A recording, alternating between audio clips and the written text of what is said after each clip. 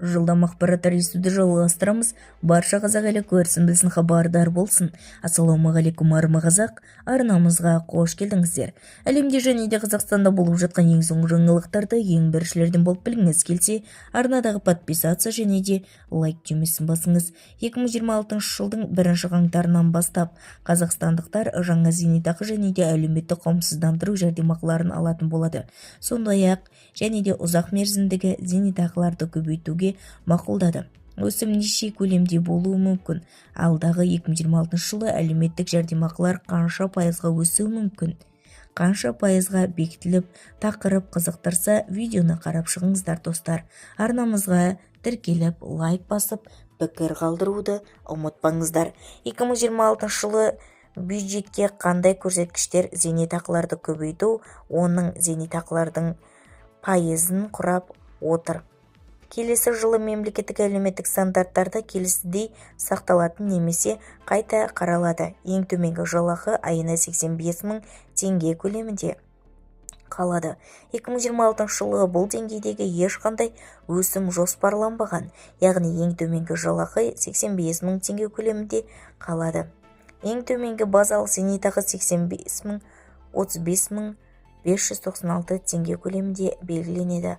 Бұл төлем жалпы зейнетақы табысын қалыптастырудың негізін құрайды. Ең төменгі зейнетақы 69 мың 49 теңгеге дейін өседі. Бұл өсім төлемдері белгіленген ең төменгі деңгейден аспайтын барлық зейнеткерлерге қолданылады. Ал ең төменгі күнкөріс деңгейі 70.851 теңге көлемінде. Бұл белгіленген бұл көрсеткіш әлеуметтік төлемдерге, соның ішінде аз қамтылған отбасыларға төлемдеріне әсер ететін болады. Айлық есептік көрсеткіш 2026 жылдан бастап 4325 теңгені құрайтын болады.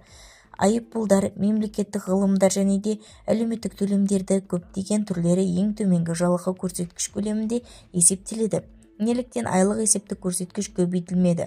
Бұрын парламентте кейбір мүшелер ең төменгі жалақыны 85 мың теңгеден 110 мың теңгеге дейін көтеруді ұсынған болатын. Алайда үкімет бұл бастаманы қолдаудан бас тартты. Ресми себептер келтірілмеді.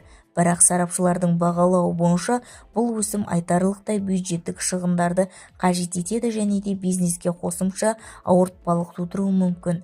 Зейнетақының өсуі іс жүзінде нені білдіреді? Зейнетақы төлемдерінің 10%-ға өсуі зейнеткерлердің барлық санаттарына әсер етеді.